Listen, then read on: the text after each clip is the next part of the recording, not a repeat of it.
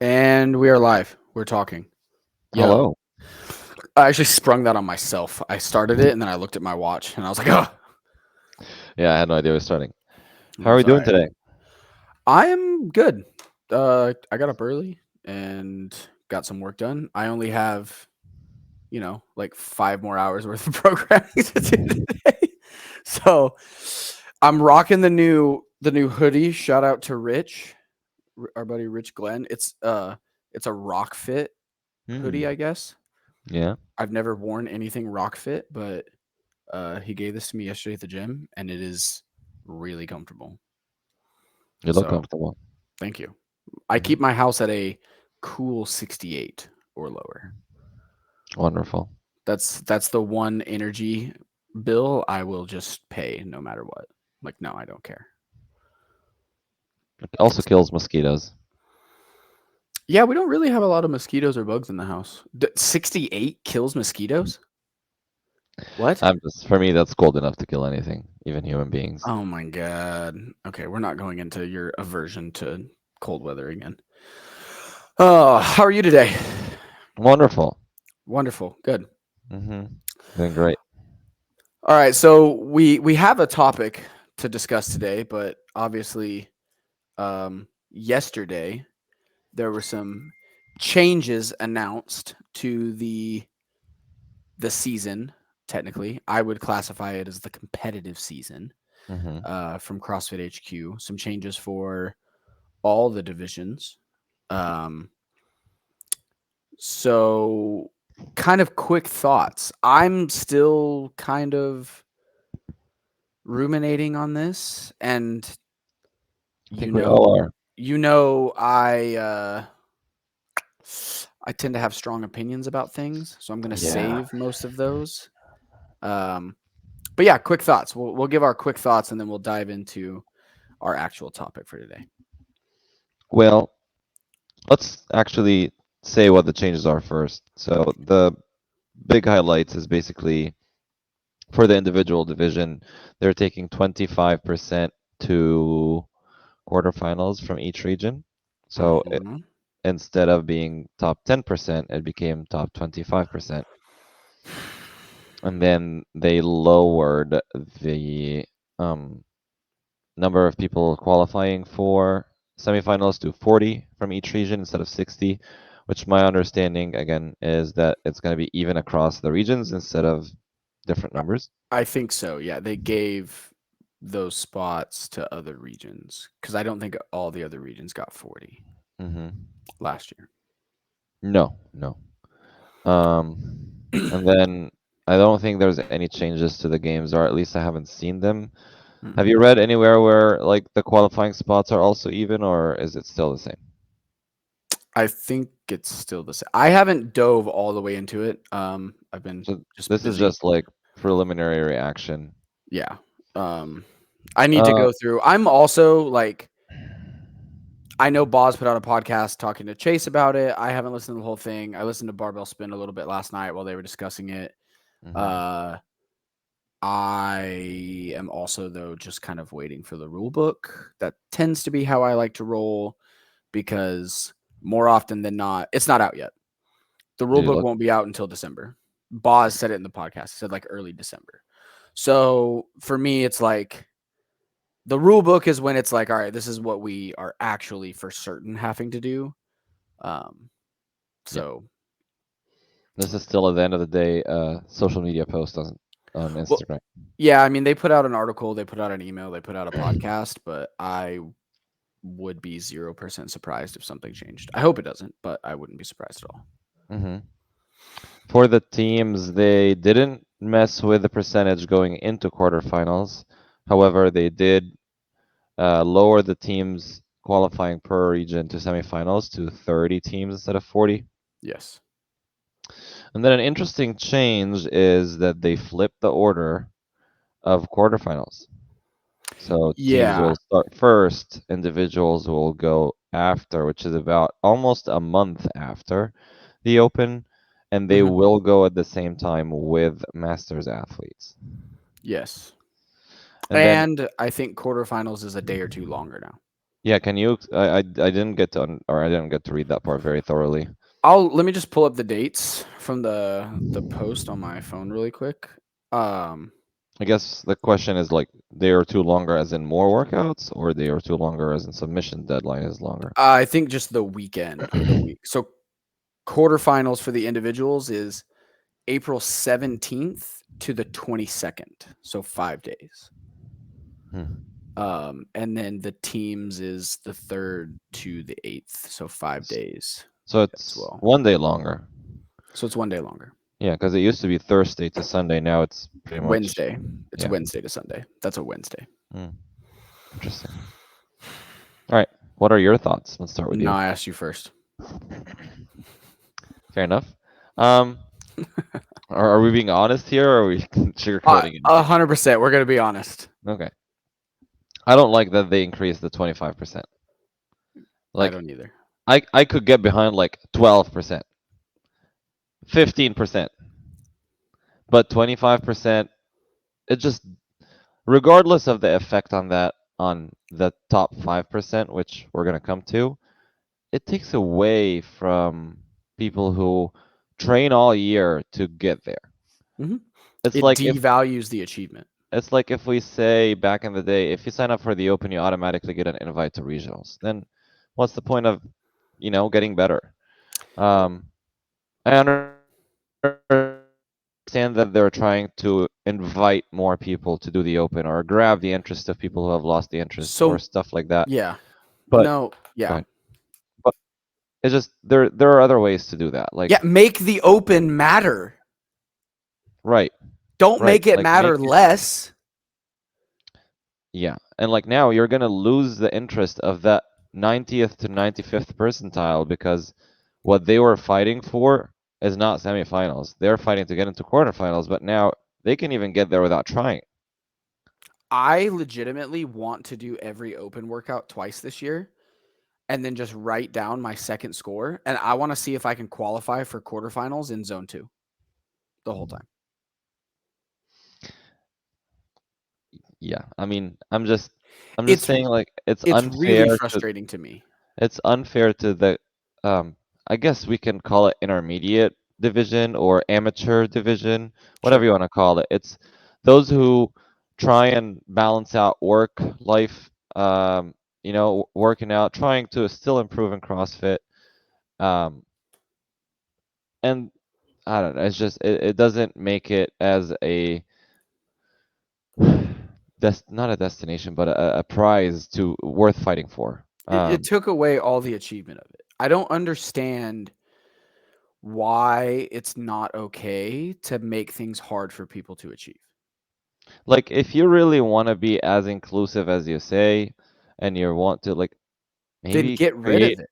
or create like a second competition from whatever, make a 60 what is it called, from a 75th percentile to 90th percentile, they go do this instead. Like if you're really looking for a second stage for that level or for people falling in that category, great, but don't take away from people who've been working hard for the past 3 years just to get to quarterfinals, or people who can't afford to quit their jobs and become full-time athletes in order to make it semifinals, right?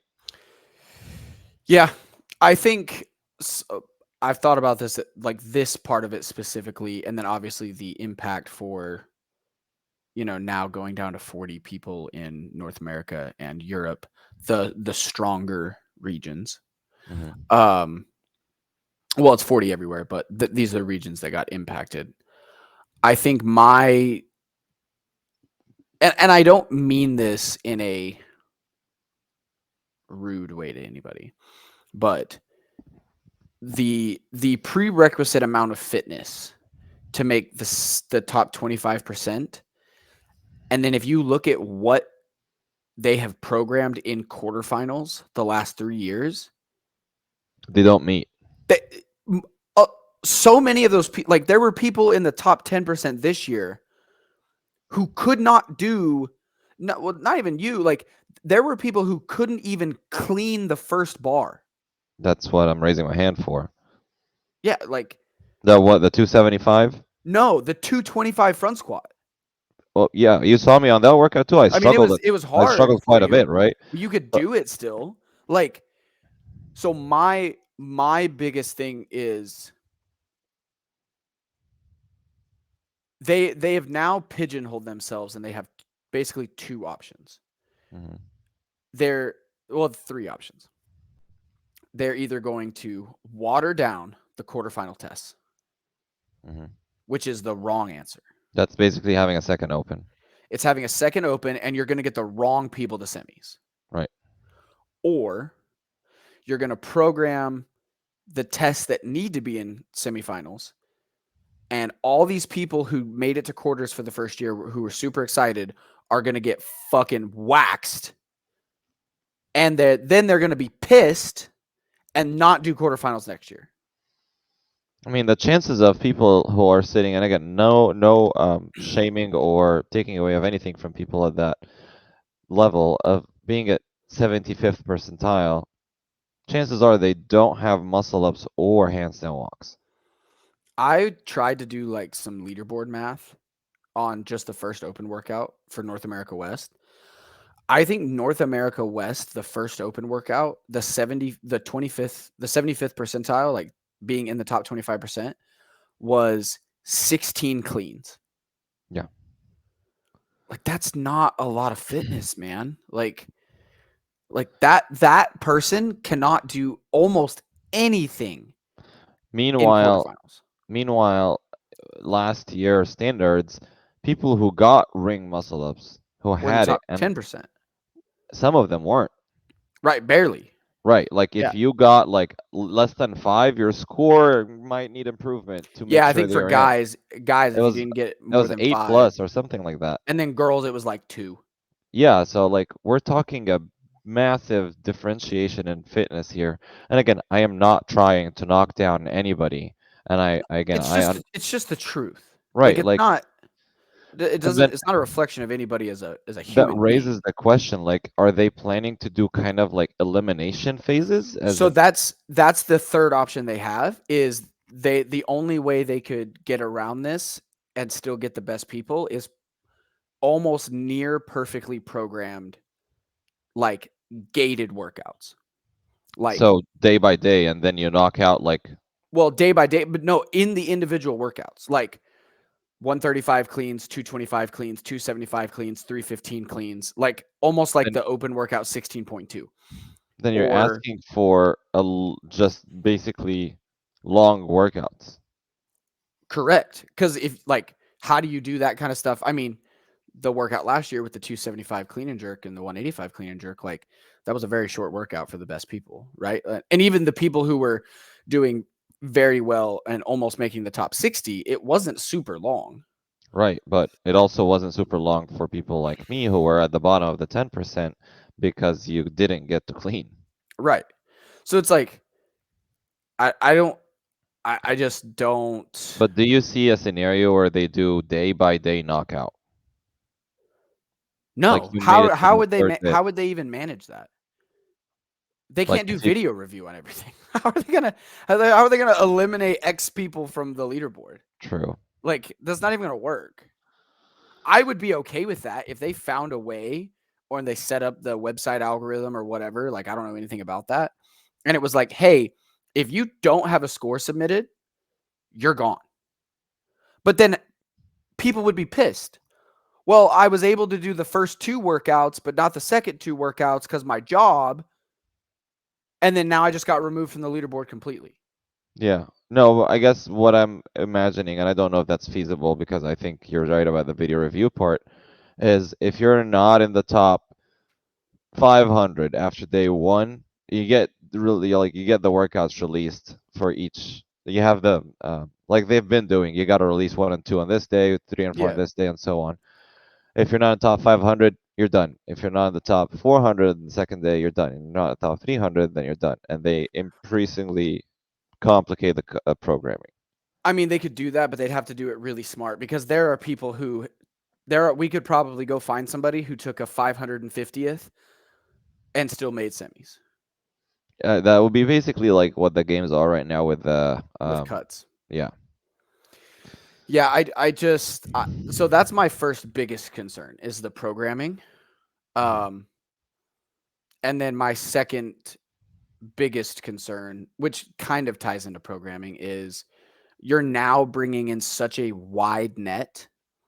One, like we know for a fact they don't watch everybody's video who makes it to semis. Mm-hmm. Like I know people who went to semis who did not have all their videos watched. Mm-hmm.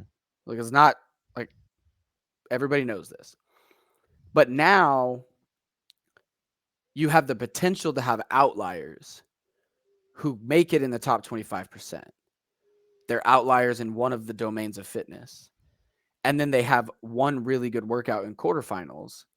They place whatever 1500th 2000th in quarterfinals because they get destroyed by all the other tests, but they have one test that they're 200th or 150th or whatever on, and that's going to affect the athletes on the bubble, and that person's videos won't get looked at. Mm-hmm. Like the proof is in the pudding. CrossFit still has a small team. Like they're not going to video review more. Mm-hmm. And they just added, Brian was talking about it. Savon and them did like a quick podcast yesterday. I think he said they added 80,000 people to quarterfinals by doing this. Like It's based on last it's, year's numbers. and I can't help but, and obviously this is like a part of the driver for this is money. Obviously. Well, yeah, I mean, it's very clear. Obviously, right? Which I don't care about HQ making more money. But to me, the decision that has been made reflects the opinion that they care more about lowering the competitive nature of the competition and increasing revenue more than they care about the integrity of the quarterfinal stage. And to me, as a coach and a former athlete and somebody who's passionate about the sport, that chaps my ass. Mm-hmm. But it doesn't matter because this is the world we live in. What do you think about cutting down the 60 to 40, the qualifying spots for semifinals? I really don't care. I would be way less annoyed with that if it was still the top 10% because we wouldn't have as many outliers that could impact the bubble line. I was talking with my fiance last night. Like, I really wouldn't care if they were like, "Hey, we're taking 20 people to semis. Be about it." Mm-hmm. But we're not going to change this for 5 years. Because then as a coach, I can have a clear conversation. Goals. I can have a clear conversation with my athletes, right? Like this is the frustrating end of this for me as a coach on the coach's end of it is like, we both coach athletes who were fighting this year and training with the mindset of like, I think I can get pretty dang close to the top 60. Mm-hmm. Like it might not be there this year, but I'm going to give it my all because of where I was last year, and I can be pretty close. Now, you and I have to sit down with those athletes and have a whole nother conversation, and the athletes aren't stupid. Right. Like, they know, like, that's 20 more spots. That's a significant amount of points. That's, like, a real thing, right? Mm-hmm. So now what's that conversation for me as a coach like? Well, like we knew it was going to be really tough, to make the top 60, but we had a shot. Do we sit there and tell our athletes like, well, we're just going to have to train really hard for a whole nother year, hoping that they don't change and then hope they don't change it again, and you'll more than likely be in a position to make the top 40. Yeah, and then we also can't, as you said, the outliers are going to make each workout ranking different. So 100%. There might be a chance where people who did well last year and they're like, let's say, for example, X person got 100th place. This year he is fitter or she is fitter. But depending on the tests, and depending on how many people are outlying in each test, they could get worse. they might get 120 Way worse. or more. Like you're saying 80,000 people. Chances are there's 1,000 of them that are outliers. Yeah, statistics is a real thing, right? Yeah, so I think those are my kind of concerns and frustrations. I mean, obviously as a coach, like with athletes, it's like we have to play with the chessboard we have set, and like my expectation and my expectation for the athletes and my job doesn't really change. It's like it's a very quick conversation of like, is this still your goal? Yes. Then we fucking grind. Mm-hmm. Like, because we can't change. Like right now, the whole community is going through that big emotional Outburst. right, which is fine. Like you have people for it, you have people against it, and I think Matt Torres put out something that was on his Instagram yesterday that he had a good point. It's like, look, it's okay to be emotional, but then at the end of the day, like you have to just think about what you control. And like I kind of operate the same way. Like we don't have control over any of this. If this is still what you want to do, then nothing we have really changes. It just got a little harder, right? And it's okay to say it got harder because mathematics doesn't lie. And statistically, you reduce the number of qualifying spots and you added more people to the competition. Like, will the vast majority of those people added to the competition not impact it? Yes. But there will be some who do. Yeah. Is there enough that might? So, And then yeah. last question regarding that. Do you feel like this change reflects a bigger change in the structure of HQ that's coming? Yes. Okay, in what way?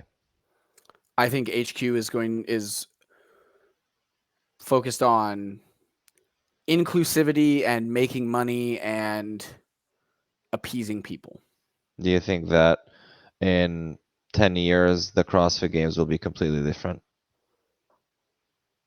I don't know if the way things keep going, the CrossFit Games will exist in 10 years in any recognizable fashion, In a true test of fitness. in a true test of fitness.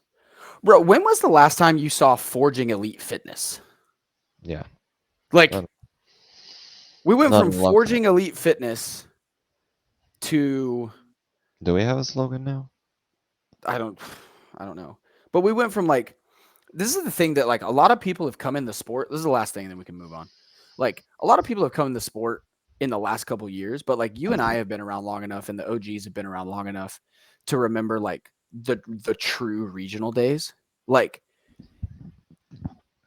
you had the Open, which was a 5-week grind, and then if you weren't in the top 50 in your region, you didn't go to semifinal or you didn't go to regionals. And there was years at regionals where they only took the top 3 to the games. Mm-hmm. And then they made it to the top 5. So like that was the Forging Elite Fitness days. Like everything about being good at this was really fucking hard. And like it's still really hard, but there's just this constant like we can make it a little easier, or like we can bring more people into the fold, and like it's okay, like if you can, like top 24th percent or 76th percentile, you can go to quarterfinals and get destroyed Mm-hmm. by work. Like, why? Why? It's supposed to be hard. That's what makes it so effective. Like, that's my like concern is this just like continual trend toward, and that's not the reality of it. Like people don't want easy. People think they want easy until you show them hard and they realize how good hard is for them. Yeah. Yeah, So, because now people don't really have to hone their skills in. It's an easy entry barrier. dude, I'm telling you, like, If you don't need to have ring muscle ups and you don't need to have handstand walks, and who says maybe you don't need to have double unders? but the thing that's frustrating is they're robbing those people of the joy and achievement that they would get if they did make the top 10%. Right. Like I thought about it yesterday, like school grading system. I was like, yeah, if you're in the top 10%, like you're an A student in CrossFit. Yeah, let's make the A at 75%. See how I feel. Yeah. And now it's like, oh, like we're grading on a massive curve, and if you're a C average student at the sport of CrossFit, not Mhm. not doing CrossFit for health and wellness, but the competitive side. Yeah, we're If you're talking a about the competition side if here. you're a C average student, you can go to quarterfinals. Cool. Hmm. Like Yeah. why? Like you're just taking that away from them. They're never you made it easy. Like I've talked to people I know and like friends stuff. They're like, well, like kind of What's the makes it point? not a big deal for me to go to quarterfinals now. No. It's just very frustrating. And I feel like it made it harder for them. Like with the video review and the more people and Yeah, that obviously group that actually had a chance of getting better in a competitive manner and making their way from the bottom of the not like from 90th to 95th percentile yeah. is now not interested anymore because it's almost impossible. Well, and I was referring to HQ. Like I feel like the changes they've made are making it Oh, harder gotcha. for them. Yeah. And I don't understand that. But all right, moving on to our next subject. I'm going to change our little ticker here. We're getting official up in this podcast. Boom. Yo, we are so legit now. Look at that. I'm so proud of that. All right. Good job. All right, you're gonna open this one up because you said this was my idea. I don't remember it being my idea, and I don't know where you want to go with this. So let's roll. Yeah, so basically I posted a social media post yesterday about using the leaderboard in your training and whether or not you could see a benefit from that versus seeing harms from that. And I think it's possible for both ways, right? Sure. Having a leaderboard, which is could be remote, could be in a gym.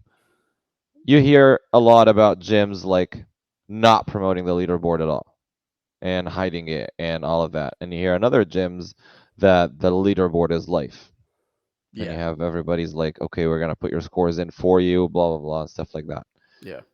So what's the answer here? Like what are we is the leaderboard something that could enhance your training? And is the leaderboard something that could hurt how you view your progress and how you're actually approaching the workouts? It depends entirely on that individual's mental capacity, and I don't mean that in an intelligence way. I mean that in a like How about emotional emotional capacity? way. Yes. Okay, so in in one word, I would say the perception of the leaderboard. Yes. That's a What it perfect is way to put it. what it is for you, right? In some for somebody who let's like categorize this or classify it.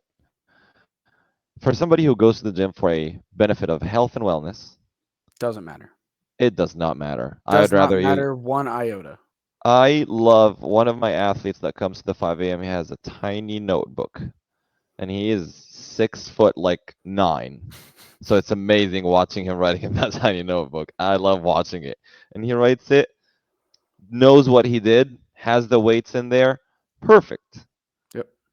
Next time we have a 70% versus 65, he knows what he did for 65, is going for 70, writing down his 1 rep maxes, writing down his notes for himself. That's all you need to do.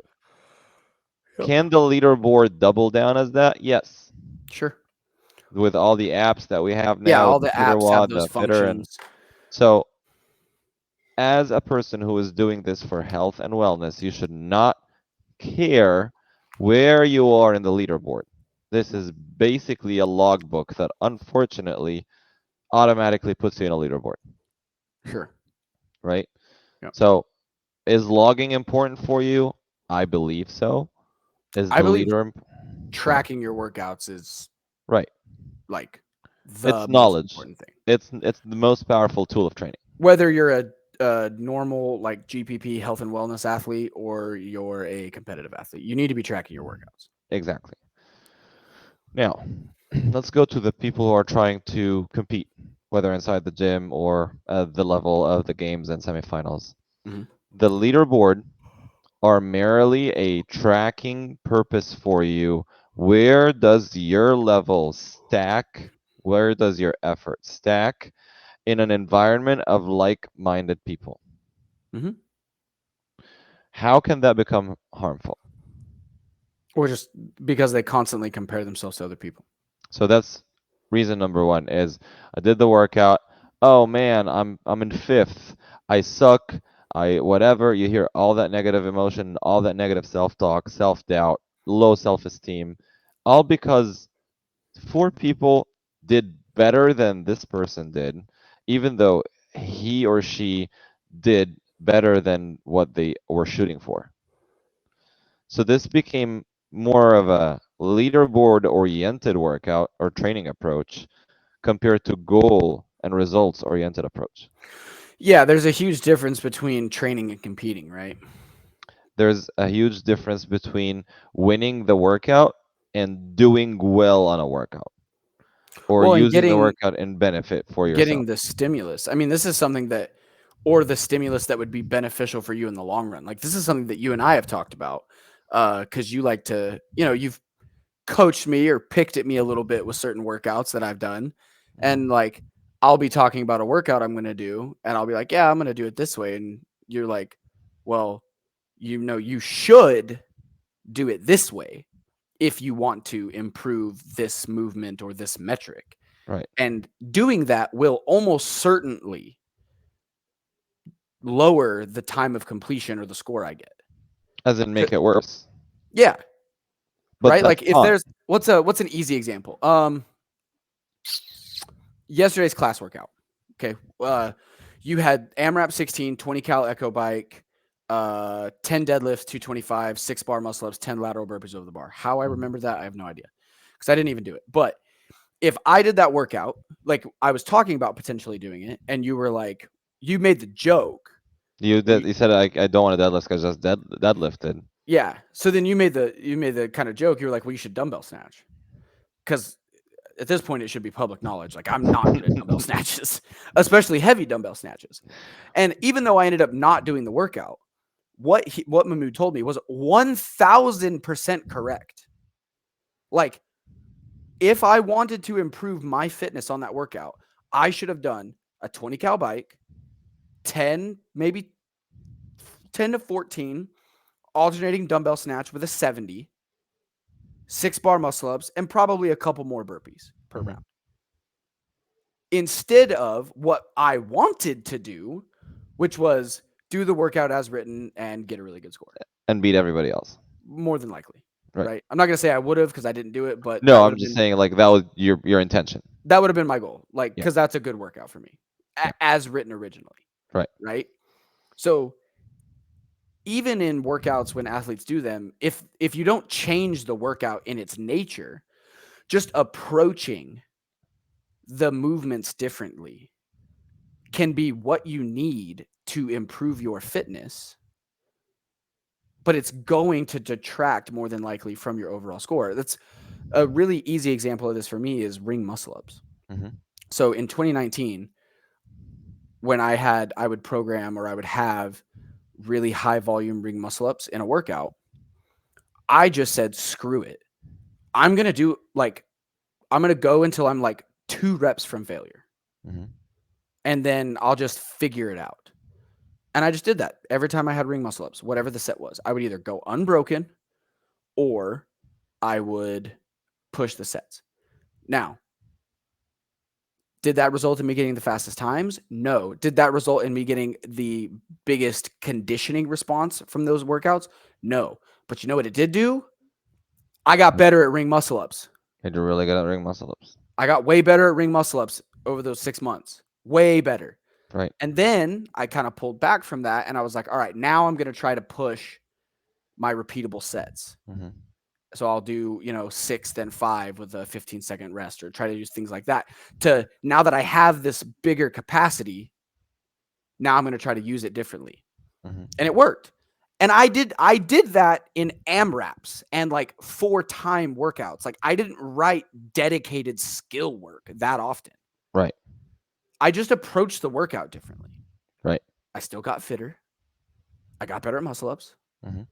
but I understood that it wasn't the most advantageous way to approach the workout for me to get the best score. Right? True. And now like let's approach this a different way. So, aside from all of that, You go to gyms, and whether it's a competitive gym or a non-competitive gym, and you hear the whole, oh, this person shaves reps. No boy. Oh, this person, whatever. Does that affect a person on the leaderboard just because they're not in first? I think it shouldn't. I think most competitive human beings are going to have an initial like flare up of their ego.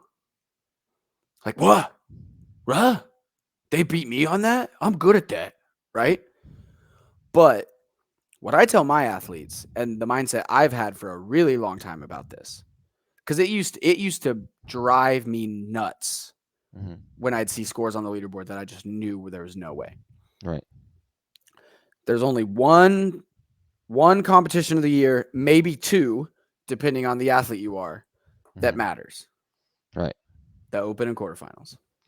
But here's They here's can my shave all the reps they want, right. whether they're shaving them or not, whether you know it or not, it doesn't matter.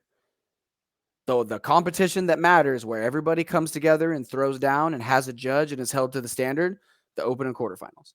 And Right. that's the mentality I try to get my athletes to have. And that's by default negating the importance of where you stand.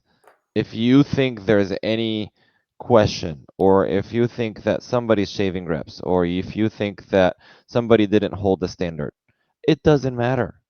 No. It didn't affect your workout, and it didn't affect your score.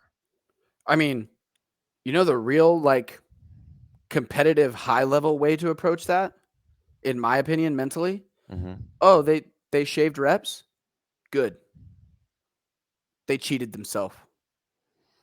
So then when it is the open or quarterfinals and you can't shave reps, you're not going to be ready for Exactly. those It's reps. it's almost like information that doesn't concern you.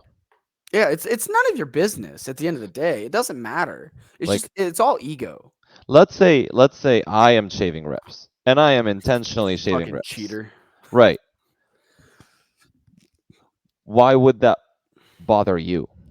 I'm not winning anything. The only reason it would bother me is, and I think there is a fair point of this to talk about, which is the integrity standpoint. Right, but what integrity? It's not a competition, right? Correct. People project their own personal integrity onto other people, Right. which So at the end of the day, you gotta understand that me doing that doesn't say that this is a less in what's the noun? I think you're trying to say a word with integrity, but I don't know Yes. how to. I think you need to restructure your sentence. Yeah. That doesn't reduce the integrity.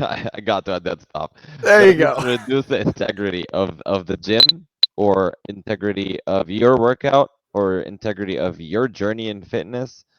It just affects me. I Right. will eat that up when it comes to a standardized test.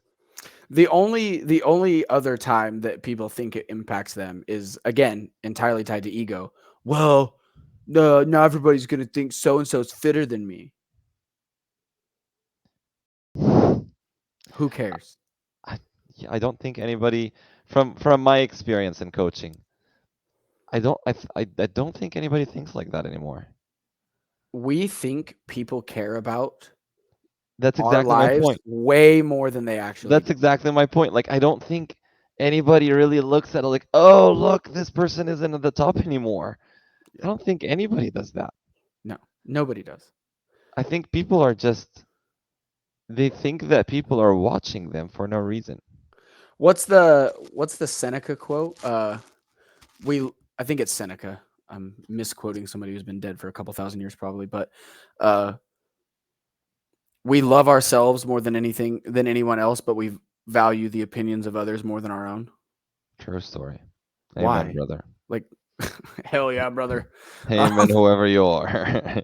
Yeah, it's like why? Like it just and it's a hard it's I do appreciate and understand The passion. it. Well, and it's a hard thing to convince athletes to do. Like you and me are talking to athletes all the time like Don't get wrapped up in the leaderboard. Don't get wrapped up in the leaderboard. Don't get wrapped up in the leaderboard. Focus on the intent, the stimulus. Train, train, train. Focus. Don't get wrapped up in the leaderboard. Don't get wrapped up in the leaderboard. When the whole year we're moving toward this goal where they place on a leaderboard is what matters. True. Like, I understand the irony of that, but it's the difference between competition and training, and it's having a growth mindset versus, I don't even Day know, by like, day, day closed by mind. day competition. Like, I mean, this, like, I had a coach, Cody, my old coach, Cody Burkhart. Shout out to Cody and everything he's taught me and helped me with over the years. When he was my one-on-one coach, we had a call, we were talking, and I said, I want to go to regionals. It was 2018. I said, I want to make the 2018 regionals. And he said, hey, I want you to sit down and write down what are the abilities and capacities you need to have to make regionals. What do you need to snatch? What do you need to clean? What do you need to run? What do you need to row? What do you need to do this open workout and things like that? Because those are metrics we can work toward in a more controlled manner that will, by proxy, put you in a position to make that goal. Because at the end of the day, you can still just get beat. Like, all it takes is one spot. We could have the perfect training year. You could be the fittest you've ever been, the strongest you've ever been, the best at gymnastics you've ever been, sleeping the best, recovering the best, the most jacked, the most lean, everything perfect. You're just a fucking unit. Like, you don't even look like the same person. And you just get beat. Again, one spot. And that's completely outside your control. And then the mental side of that is, well, I'm a failure and the whole last year was a waste. Even though you're better than you've ever been by far. And that's something that stuck with me ever since that day. And as I got more involved in coaching, that's something I tell every athlete flat out. Like, I can never guarantee you anything. We have to focus on what we can control and try to get as close to what we know and think will give us the outcome we're looking for. But I can't, like, none of us can. And anybody who says they can is a fucking liar. Like, so it is an oxymoron, or not an oxymoron, but it's an ironic thing to ask athletes to do. And the leaderboard can be a great tool. So that's what I wanted to negotiate to or navigate to. How can you use the leaderboard effectively to enhance your training? Well, the easiest way that I think is you get to see the delta between you and somebody else on something. Right. And then you can tease out why. What in this workout? Where did they beat me? So I guess, like, let's break it down. You're saying before you start the workout, you should have goal setting for the workout. So we go into the workout. Right. Are we attacking a specific movement in this workout? Because at this point, the leaderboard is empty. The leaderboard doesn't matter. Right. The leaderboard's empty. Right. If the conversation is, hey, we're going to attack. I have a piece next week for some of my athletes. It's muscle ups and running. And one of my athletes struggles a little bit more with handstand push-up or with muscle ups. So I said, hey, I want you to do a bigger set than you want to every time, then clean up what's left. And then I want you to run at a steady pace that allows you to come back in and then hit another pretty big set. For him, I don't give a fuck where he is on the leaderboard. Right? You want to see how he broke his muscle ups up. I want to see how he broke his muscle ups up. I want to kind of know what his run pace was. Yeah, right. Just that making allowed sure it's him not too slow. To be relaxed. And then I have another athlete who's very good at ring muscle ups. And I told him, I want you to run so fast, you don't think you can do these unbroken. Like, if he runs as fast as I want him to run and breaks on the third set of muscle ups, I'm going to be stoked. For both of those athletes, I don't care about the leaderboard. True. Now, there's a third way I could tell an athlete to approach that, which is I want you to approach this in the fastest way possible for time of completion, which is for one athlete, that might be smart sets of muscle ups and then push your runs. And then for the other athlete, it might be hold onto the rings unbroken and then run as fast as you can, knowing you'll still go unbroken. Mm-hmm. In that scenario, the leaderboard is helpful Mm-hmm. because then I can see where you were relative to somebody else in fastest time of completion. Did you beat them because they broke? Cool. Did they beat you because they ran faster? Mm-hmm. Good to know. We know we need to keep addressing our running. We know we need to keep addressing our muscle up capacity. Mm-hmm. So there's 3 ways to look at the leaderboard in a There's constructive manner. a fourth way that would also, in specific situations, would show up if you've already done this workout before. Sure. Like, for example, this workout is a repeat from last year's cycle. So Yeah. I've done that workout before. 10, 8, 6, Now, 4, 2, ring muscle up, 200-meter run between. right. Now I'm gonna go look at what I've done, see my notes, and see where I'm at now and how can I improve on that. Yep. Regardless of my number on the list. Yep. And that's I actually don't know if I logged my time for that workout, but I'm curious to do it next week because last year at this time, I was doing way more ring muscle ups than I am now. And this time this year, I'm running way more than I was last year. Yeah. I'm just curious to see what the difference will be in how I do in the workout. Mhm. Right? Given my different training Right. leading to the point. Which for coaches, like, this is why I think all coaches need to train, because you learn.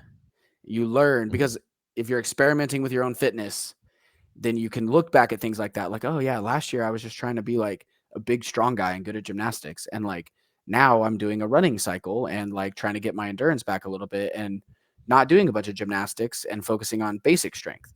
Well, what happens in this workout? Right? Yep. I agree.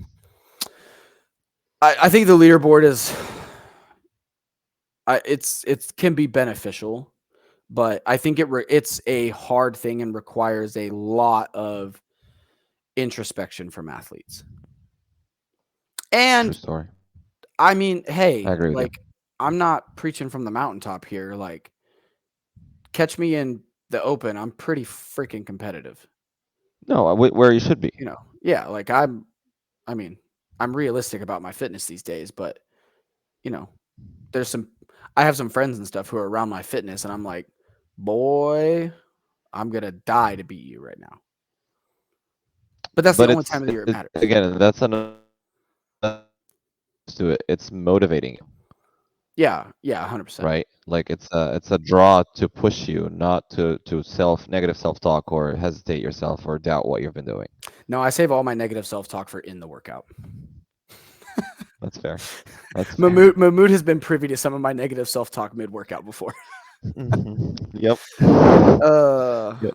I turn my colorful vocabulary on myself sometimes. It's a very Yeah. nice phenomenon to watch. I think it's a good thing to address and talk about. It's probably not talked about as much in the sport as it needs to be. I think there's a huge mental side of CrossFit that That's a scary topic. is still, well, maybe that's what we need to podcast on in like a couple episodes, because we have another episode lined up we got to talk about, but maybe like it's just not discussed. And I think it's something that a lot of people would resonate with. And I don't even actually think there's a right answer. No, I think it's. I mean, I think CrossFit is a form of mental therapy. It's to a lot of people. Well, working out in general, right? Yeah, but and not talking about endorphins and dopamine. I'm talking about self-conversation that happens during the workouts. Yeah, I think a lot of people not to go full into this topic yet, but I think there's also a large amount of people who use training as a escape. Absolutely, 100%. I'm like admittedly a big one of them. Yeah, I mean, I used to as well. Which, hey, there's a lot of Nothing worse wrong with that. things. There's a lot of worse things you could be doing for your escapism. So I'm not throwing Hmm. stones at anybody, but if that starts to detract from your mental health, Yeah, right? absolutely. If There's a fine if line. your escapism becomes a problem, Hmm. we're not really doing anybody any favors at this point. Yeah, even at the physical level, Yeah, exactly. Oh, for if sure. you're hurting yourself because of that. Yeah. All right, let's On wrap this that note, baby up. Let's wrap this baby up. I know you got somewhere to be. I gotta go get my hair cut. Let's see. KTX games. We've in Houston. We've got a good bit of athletes going out there in December on December 2nd. Coach Hattie next weekend throwing down at L-Fit. She's good luck. excited. She's in Cairo. She's in country. Woo. She's ready to go. So I'm excited for her. What else do we have? TFX invites have been sent out. Did you see my text? We need to put something out. We need to put like a graphic out or something about that. Yeah. Um, Let's just say the list keeps growing. yeah, I found that out yesterday. F. Anyways, Yeah. uh, moving into the holiday season, we had our fall apparel run. Hopefully, everybody grabbed their super sweet Ascend swag. Um, Week 1 of the Alps just started. Good luck, everybody, in yep, that cycle. Alps is going now. Excited to see how people kind of move through this cycle. I think people will really, if people use this cycle, man. I know I've said it. I'll scream it from the rooftops, though. If you can stay focused through November and December, man, set you up for big success come January. Absolutely. All right, my man. You got anything else? Uh, no, not really. Just a quick shout out to my man Choctaw for winning the competition that he was doing, so that we talked about last week. Hell yeah. Yeah, so he it masters 41 to or 40 to 44 in-house competition, and he and his partner won. So shout Awesome. out. Good work. Yes, sir. Cool. All right, brother. I will talk to you next time. I'll talk to you later. Bye. Bye.